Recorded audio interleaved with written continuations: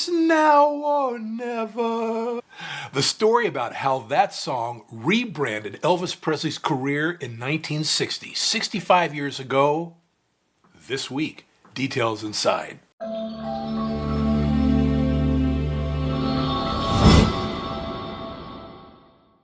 Hey, I'm Michael Douglas. Welcome back to Dr. Pundit, where we talk about music, not medicine, and Elvis Presley. Of course, everybody famously knows that Elvis enlisted in the Army right after his initial stint of music making. He was well known in popular culture at that point, but it was even better for him, PR-wise, to join the Army, show his patriotism, watch his success skyrocket 1,000,000% in the eyes of the record-buying public and America in general. It's Now or Never became a 5-week #1 hit in 1960, and it was inspired by an Italian classic. When Elvis Presley came home from the Army, he just didn't step back into the spotlight, he lit it up.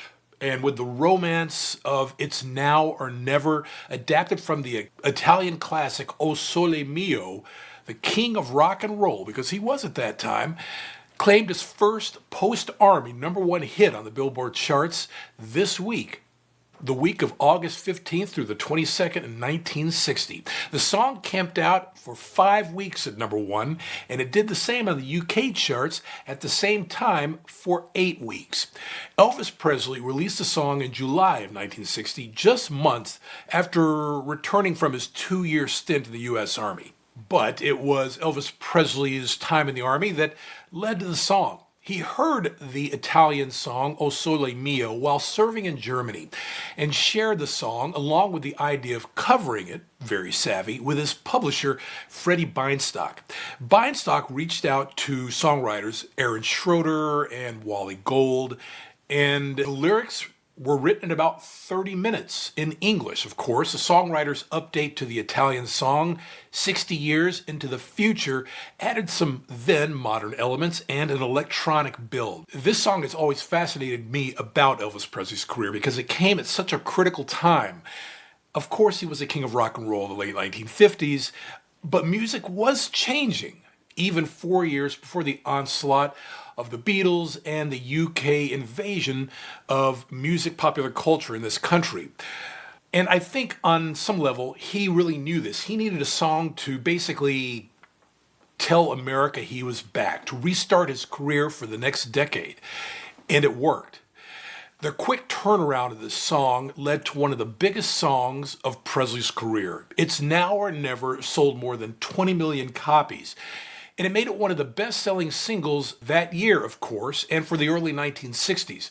The song's success put an exclamation on his return to entertainment following his departure from the Army and reinstated him as a pop culture icon. He still was the king of rock and roll.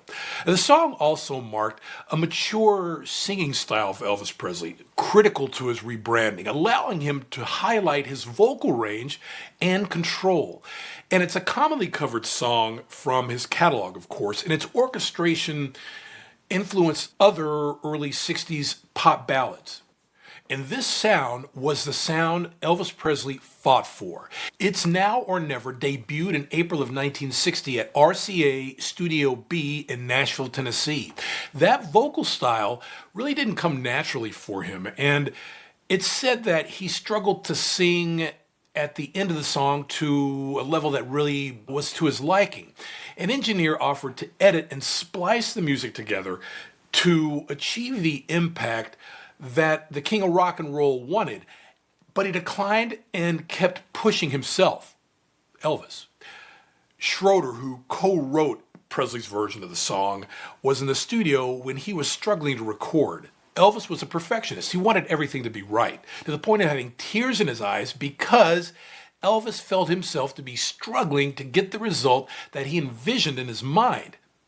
It's Now or Never was included on Elvis Presley's album Elvis is Back in 1960. And throughout his career, Presley sold more than 500 million records worldwide, enough to make him music's first best-selling solo artist.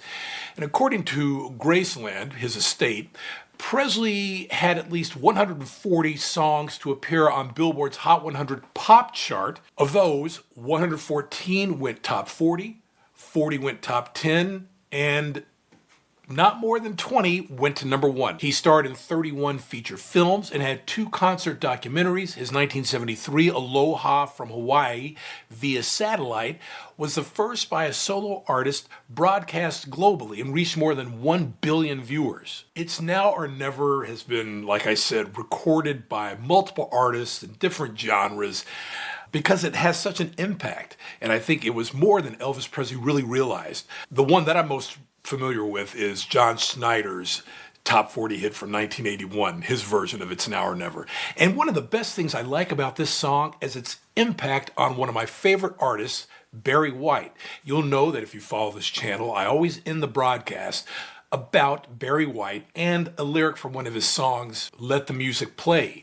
Well, Barry White credits this recording, It's Now or Never, by Elvis Presley, after he was released from prison. And I have yet to do a Barry White episode, but I will.